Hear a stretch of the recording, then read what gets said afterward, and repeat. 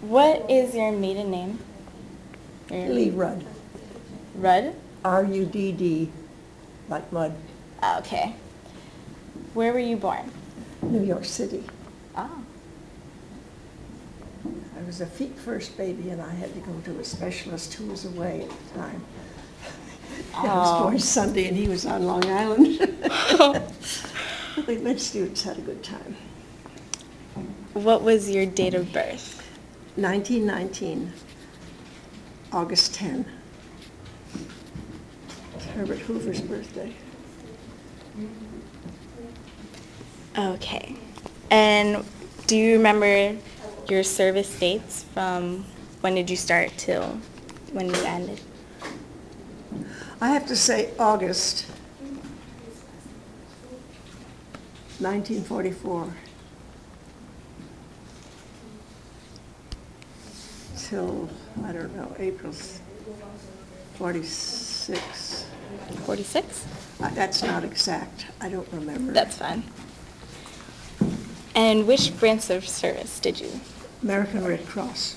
American Red Cross, okay.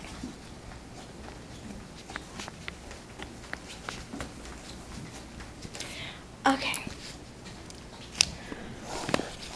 What war did you serve in? World War II. World War II? And where were you based? I was based in, with the 15th Air Force in Italy. Bari, B-A-R-I, Bari, Italy. That was the headquarters of the 15th Air Force. They bombed behind the enemy lines, the marshalling yards and the ammo dumps and the nuts and bolts, so that the Germans their tanks couldn't move or anything. See, the 8th Air Force was up north, and they went into the cities and the towns and all those things, but we were behind and tried to get, because a tank takes tremendous amount of gasoline, tremendous. And if you could bomb those sources, then they just stood there. Yeah. And that's what they did in the end. They just could not move. Wow. So that was the big thing. Did you go willingly to? Oh, yes. Yes. I graduated from college. I wanted to sing opera. I was Really? trained as a musician. And but all the tenors, basses, baritones had gone to war. Yeah. So I decided I'd go. And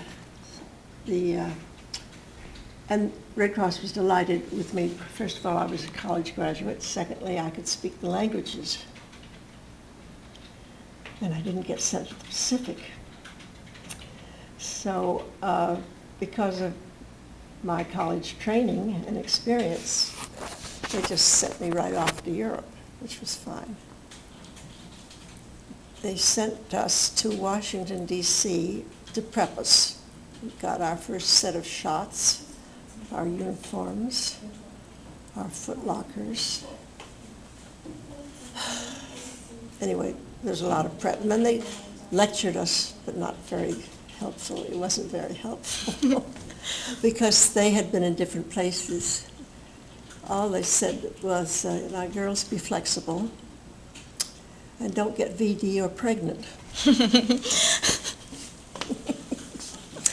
So we were there, and I had a little experience in a club in outside of town, and I went on a bus every morning to the club. So I saw some GIs and some boys home from Anzio, and I did that for a week, and they were waiting for ships. We went out in convoy. It took us 3 weeks to zigzag across the Atlantic Ocean, 3 weeks. And we went in a hurricane. It was just the end of the hurricane, so it was a little rough till we got out beyond it. So a lot of people were seasick, not me. And it was difficult for me because we only had 2 meals a day. They couldn't feed everybody 3 meals. Our troops were in the base, and we were up in first class. We had a great big breakfast and a great big dinner, but there was no lunch. It was awful. So I bought a chocolate bar. You had to buy a case. You couldn't buy one of anything in the war. You always bought a case. I tried to live on one a day. I couldn't. I had to live on 1.5 a day. And that was hard for me. And we sat out on deck in the shade with our life preservers, which we took everywhere. The bathroom, the bed, the chow. You couldn't sit on them. They were filthy. But you had to take them everywhere. And we had abandoned ship drill twice. My boat was number 4, I remember. And then they had ACAC practice, the guns, you know, and you could stay on deck for that, but you had to wear your helmet. And that was very exciting. And then on Saturday, we went into I'm a Roman Catholic, but there were no Catholic priests on board. So I went into the Protestant office, and he set up the services for Sunday. And the Catholics had rosary, and I offered to play the pump organ.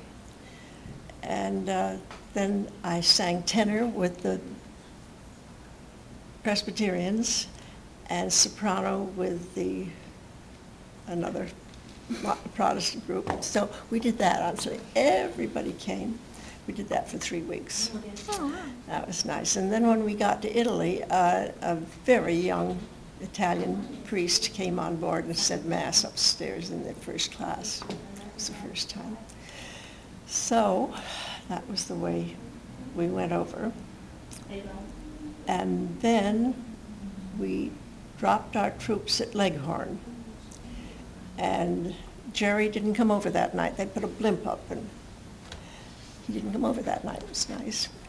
And then we went down the Mediterranean to Naples, where we got off.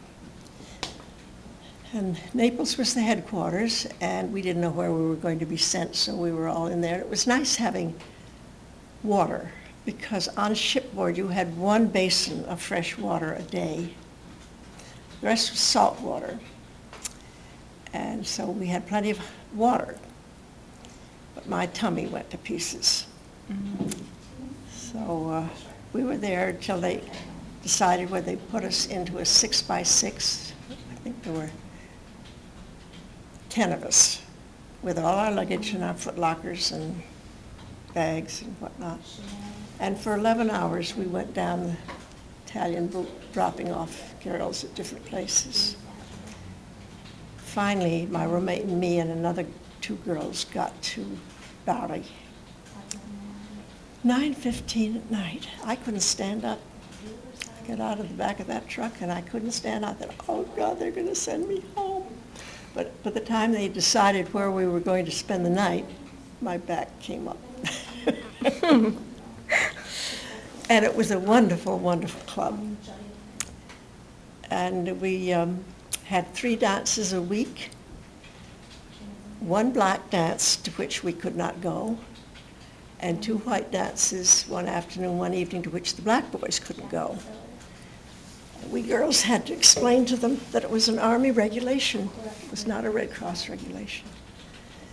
And of course, all the white boys wanted to go to the black dance because they had a wonderful band. Our band was terrible, but they all wanted to hold girls. And you know, we had many men from the Middle West off farms who never danced, maybe a square dance. So we had to give dancing lessons. So we gave dancing lessons, and we celebrated everything from Christmas to Groundhog's Day. Halloween, you should see. And we had bingo, and Red Cross had a bakery of its own. And they baked 5 cakes for bingo, and if you won bingo, you got a cake to take home in the truck. And at one point, you see, the Germans had been through Italy. They just cleaned it out. And so everyone wanted to work for the Americans because we paid the most. So we had we'd have families in there cleaning. And everybody got